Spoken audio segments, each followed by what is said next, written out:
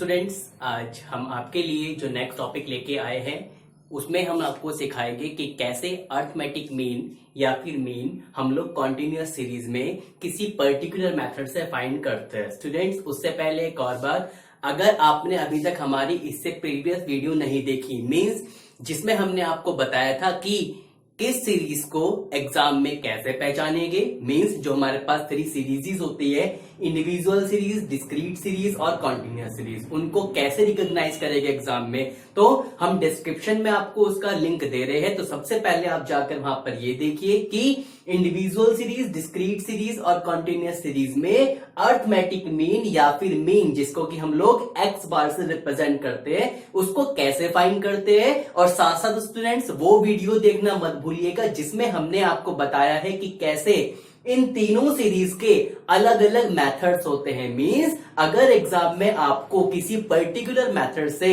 Arithmetic mean find करने को आ जाता है, जैसे 3 मेथड्स हमारे पास होते हैं, direct method, shortcut method and step deviation method. तो अगर एग्जाम में आपको इन किसी भी सीरीज में कोई सा भी मेथड फाइंड करने के लिए आ जाए तो जाकर आप प्रीवियस वीडियो में स्टूडेंट्स ये देखिएगा कि अब तक जितने हमने मेथड्स करा दिए उनसे अर्थमेटिक मीन कैसे फाइंड किया जाता है। और जैसा कि स्टूडेंट्स आप देख रहे हैं, हमने यहाँ पर 2 चीजों को जो है वो सर्कुलेट किया है कि हम लोग अर्थमेटिक मीन में फाइंड कर रहे हैं कॉन्टिन्यूअस सीरीज, और कॉन्टिन्यूअस सीरीज में हम लोग लेकर चल रहे हैं स्टेप डेविएशन मेथड। तो students let's start with us, जिसमें हम आपको सिखाएगी कि कैसे अर्थमेटिक मीन कॉन्टिन्यूअस सीरीज में स्टेप डेविएशन मेथड से फाइंड करते हैं। स्टूडेंट्स, आज की ये वीडियो आपके लिए बहुत ज्यादा इंपॉर्टेंट होने वाली है क्योंकि एग्जाम में 50% चांसेस इसी मेथड से क्वेश्चन पूछे जाने के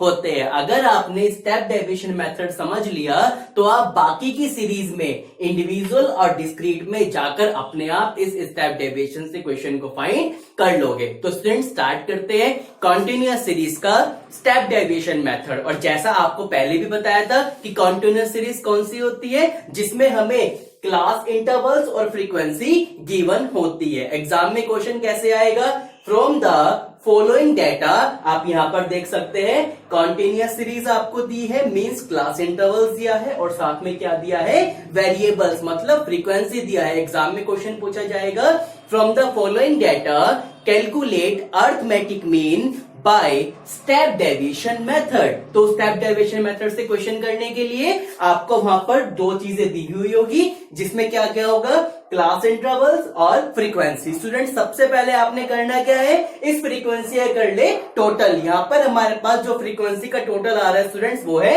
60। अब आपने क्या फाइंड करना है, M mid value. Mid value का फॉर्मूला क्या होता है, L1 plus L2 upon 2, means L1 plus L2 upon 2, 0 plus 10 upon 2, 10 plus 20 upon 2, ये सारी वैल्यूज हमारे पास आ गई। इसे कहते हैं small M, means mid value. हमने यहां पर आपको इसका शॉर्ट नोट भी दिया है कि कैसे कौन कौन से वेरिएबल जो है वो एक दूसरे से निकलते हैं। कि देखिए स्टूडेंट्स, फिर से बता देता हूं, मिड वैल्यू निकालने के लिए L1 plus L2 upon 2 means 0 plus 10 upon 2 that is 5। फिर से यहां पर देखते हैं directly, 30 plus 40 upon 2 70 upon 2 it means 35। तो ये हमारे पास क्या आ गई, सारी मिड वैल्यू। अब हमें फाइंड करना है तो स्टूडेंट्स dx का फॉर्मूला होता है m माइनस a, मीन्स जितनी भी आपने यहां पर m की वैल्यूज फाइंड की है उसमें से आपने क्या लेस कर देना है, अपना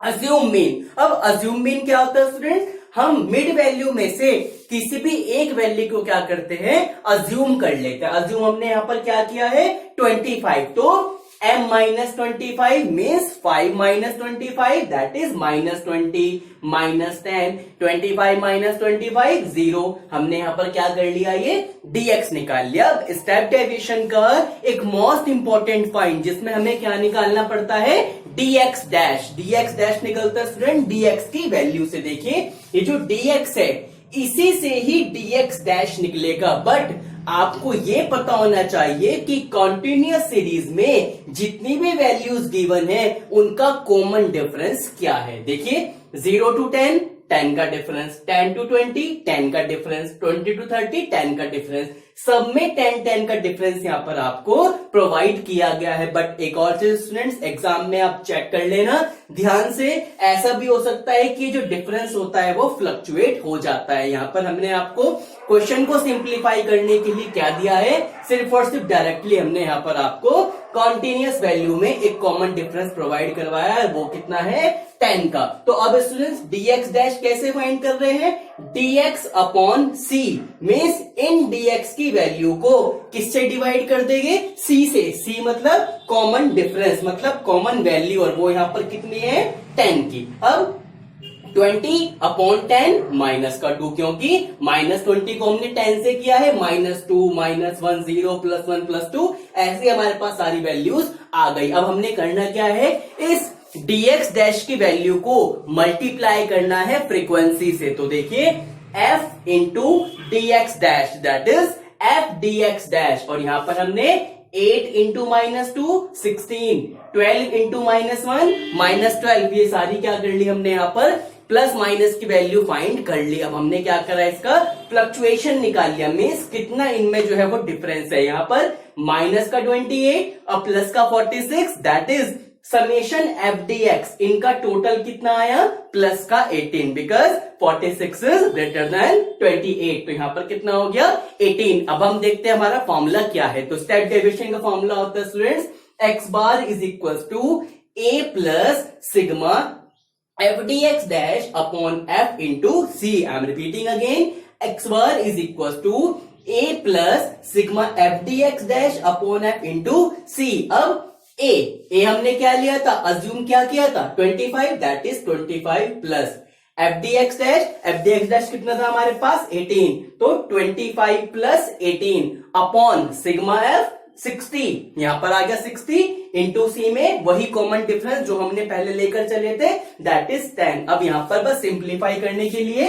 सबसे पहले 18 को 10 से मल्टीप्लाई कर दिया दैट इज 180 को 60 से डिवाइड कर दिया that is 3, and then 25 plus 3 28 हमारे पास आंसर आ गया स्टूडेंट्स। अब आपने करना क्या है, अपनी टेक्स्ट बुक उठाकर और कुछ क्वेश्चंस अज्यूम करके इन वैल्यू को फाइंड करना है और देखना है कि कैसे इस मेथड में आप फ्लक्चुएट हो जाते हो। कि अगर फ्लक्चुएंसी आती है मीन्स अगर कोई भी चेंजेस आते हैं आपके आंसर में, तो आप डायरेक्टली, अब जैसा कि आप टेक्स्ट बुक से क्वेश्चन करते हो तो फ्लक्चुएंसी आने का मतलब है कि आपको क्वेश्चन का आंसर सपोज कीजिए दिया है 25.86, बट जब आप करते हैं तो आंसर आ रहा है 20, इसे कहते हैं फ्लक्चुएंसी। अगर कोई भी क्वेश्चन में फ्लक्चुएंसी आती है तो आप डायरेक्टली हमारे से पूछ सकते हैं, हम आपको नीचे बता देंगे क्योंकि नंबर हमने आपको ऑलरेडी स्टूडेंट्स दे रखा है। तब तक के लिए स्टूडेंट्स आप घर पर रहिए और पढ़ते रहिए। Thank you very much.